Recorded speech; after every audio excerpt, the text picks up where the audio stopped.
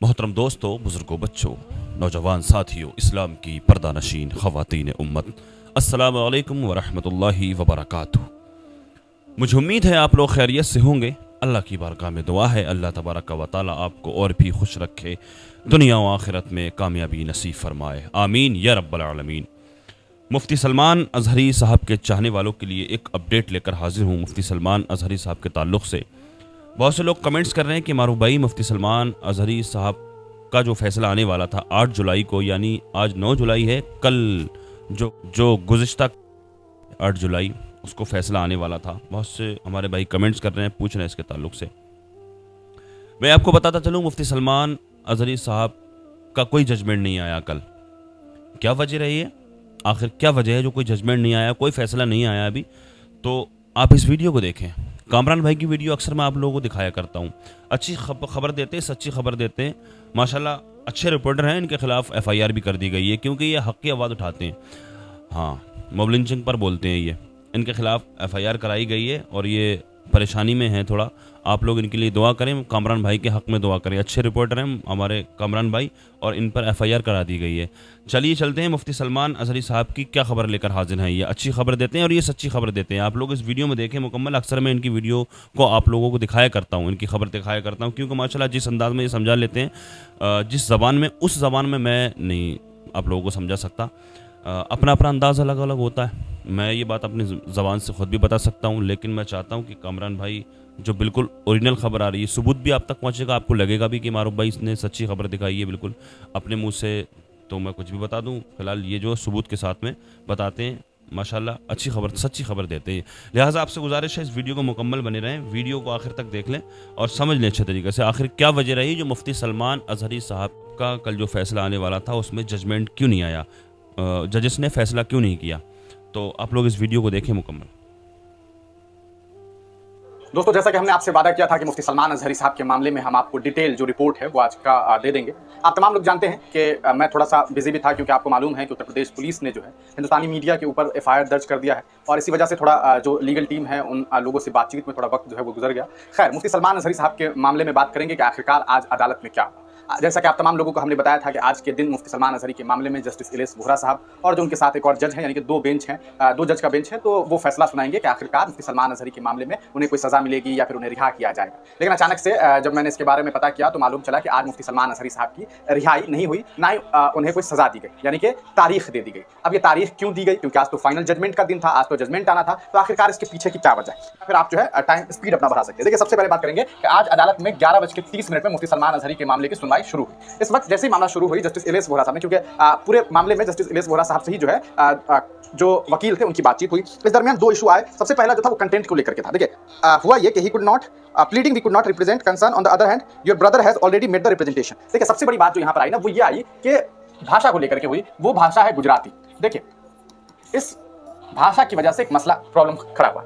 मतलब भाषा की वजह से नहीं, मुफ्ती सलमान अजहरी साहब की तरफ से उनके वकील के द्वारा, उनके जो एडवोकेट है उनके द्वारा ये बात कही गई कि हमारे जो कह सकता है हमारे जो क्लाइंट है उन्हें गुजराती नहीं आती। ये बात कही गई थी, ये दलील दी गई थी और इस मामले की जो दलील पेश की गई तो उनके अगेंस्ट में जो वकील थे, ये पिछली बार हो चुका था ये मामला, उसी वक्त उनके वकील मतलब प्रोसिक्यूटर जो थे, जो मुफ्ती सलमान अजहरी के अगेंस्ट में वकील थे, उन्होंने कहा था कि नहीं, your brother has already made the representation. वकील जज ने ये बात मुफ्ती साहब के एक भाई से कही। मुफ्ती साहब के एक भाई से कही। कहाँ कही?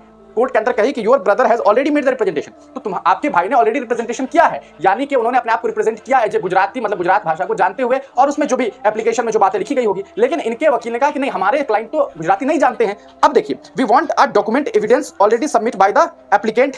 अब है क्या कि भैया, इनके वकील ने एक पेपर तो जमा किया था, पेपर तो सामने आया था जिसमें गुजराती को लेकर के था, क्योंकि गालिबन उसमें मुफ्ती साहब ने अपना एक सिग्नेचर जो है वो किया होगा, तो इसका मतलब ये है कि वो जानते हैं ये। अब देखिए, कोर्ट जो है ना, कोर्ट दलीलों से चलती है, कोर्ट एविडेंस से चलती है। आप कुछ भी कह दीजिए, वो नहीं मायने रखता है कि आपके पास रिटन एविडेंस क्या है। अब इस मामले में कि we want a document evidence already submit by the applicant, produce the document और नॉट, ये बात जस्टिस इलियास वोहरा साहब ने ये लाइन रिपीट किया और उस वक्त इनके जो वकील थे उन्होंने कहा कि सर हमें इसके लिए टाइम दीजिए, कुछ वक्त दीजिए। वक्त दिया गया 2:30 बजे का। मतलब आप समझिए कि 11:30 के बाद सीधे ये मामला जो है 3 घंटे के बाद 2:30 बजे हुआ। 2:32 में, एग्जैक्टली 2:32 में जज साहब के सामने वकील, एक जो है महिला वकील है, वो आती है और वो कहती है कि उसके बाद देखिए अब क्या होता है कि वो कहती हैं कि सम टाइम मतलब हमें कुछ वक्त चाहिए, एक आध हफ्ता के लिए सप्लीमेंट्री बोर्ड जो है वो गुजारिश करती है, सप्लीमेंट्री बोर्ड से गुजारिश करती है। अब देखिए, this matter was on the last occasion. अब जज साहब ने इस पूरे मामले पे जो स्टेटमेंट दिया, जज साहब ने कहा ठीक है आपको वक्त चाहिए ना, ठीक है वक्त दिया गया, लेकिन जज साहब ने इस पूरे मामले पे स्टेटमेंट क्या दिया? वो कहते हैं कि this matter was on the last occasion, the court has substantially heard the council for the both respective parties. यानी कि ये जो मामला है वो अब आखिर में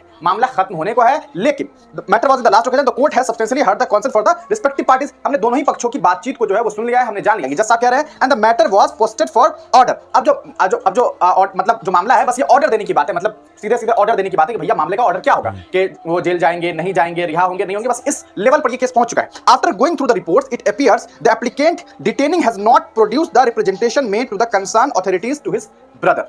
अब यहां पर बात ये आ रही है कि देखिए अब क्या है कि applicant detaining has not produced the representation made to the concern authorities to his brother.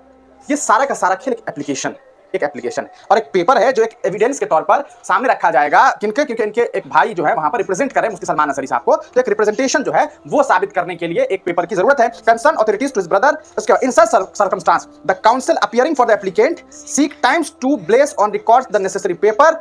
तो इसके बाद जज साहब कहते हैं कि ये जो दोनों मतलब ये जो वकील हैं मुफ्ती सलमान अजहरी के जो वकील हैं, उन्होंने वक्त मांगा है एक हफ्ते का इस मामले में जो एविडेंस है, डॉक्यूमेंट है, वो पेश करने का कि सर ये एविडेंस है, इस एविडेंस के साथ देखिए कि क्या क्या बातें हुई है। तो बेसिकली एक एविडेंस एक पेपर का खेल है। अब इस पेपर को मैं तो बहुत ज्यादा नहीं समझूंगा क्योंकि मैं इस फील्ड का इंसान तो नहीं हूं, लेकिन जो कुछ मुझे समझ आ रही है मतलब एक पेपर का मामला है, ये सीधी सी बात है, एक पेपर का मामला है, एक पेज है, एक कोई डॉक्यूमेंट है जो वहां पर सही तरीके से पूरा नहीं हो रहा है और उसकी वजह से रिप्रेजेंटेशन साबित नहीं हो पा रही है। इसी वजह से मुफ्ती सलमान अजहरी के वकील ने जो है वक्त मांगा। अब जज साहब ने कहा कि क्या वक्त दिया जाए, तो वकील ने कहा कि भैया मंडे या फिर ट्यूसडे हमें दे दीजिए। जज साहब ने ट्यूसडे जो है फाइनल कर दिया है, यानी कि ट्यूसडे का मतलब होता है गालिबन 16 तारीख, यानी कि 16 जुलाई को अब मुफ्ती सलमान अजहरी के मामले में जो है वो फाइनल हियरिंग होगी। तो ये अपडेट है और ये फाइनल अपडेट है, इसके अलावा इस पूरे मामले में अब कोई जानकारी नहीं है। तो ये हमने आपको जानकारी दे दी, आप तमाम लोग इस वीडियो को जरूर शेयर कर दीजिए। देख लिया आपने वीडियो, अपडेट मुफ्ती साहब के ताल्लुक से क्या अपडेट आ रही है।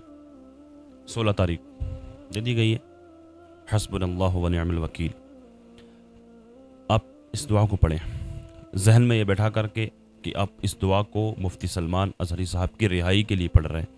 हस्बुनल्लाहु व निअमल वकील। जब भी आप फ्री हों, नमाज के बाद, नमाज से पहले, दिन में किसी भी वक्त, सोते वक्त, जागते वक्त, जब यानी सोने का टाइम जब हो, रात को सोने जा रहे हैं आप, तो आप अपने जहन में बैठा करके कि मुफ्ती सलमान अजहरी साहब की रिहाई के लिए आप इस दुआ को पढ़ रहे हैं। हस्बुनल्लाहु व निअमल वकील।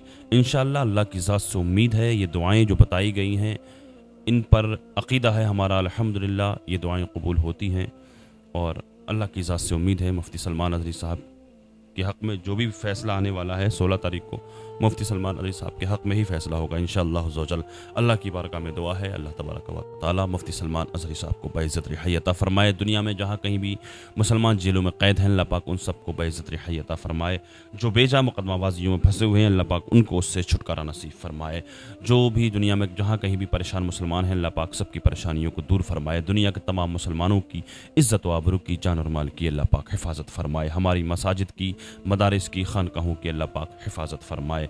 जो बीमार हैं अल्लाह पाक उनको शिफा अता फ़रमाए। खुसूसियत के साथ अभी जो लोग इस वीडियो को देख रहे हैं, हम सब में से अगर कोई भी बीमार है, कोई भी अगर किसी भी मर्ज़ में मुब्तला है, हम सब के अज़ीज़ वक़ारी मुहब्बीन मुतल्लिक़ीन अहबाब सबको जुमला अमराज से अल्लाह पाक शिफा याबी अता फ़रमाए।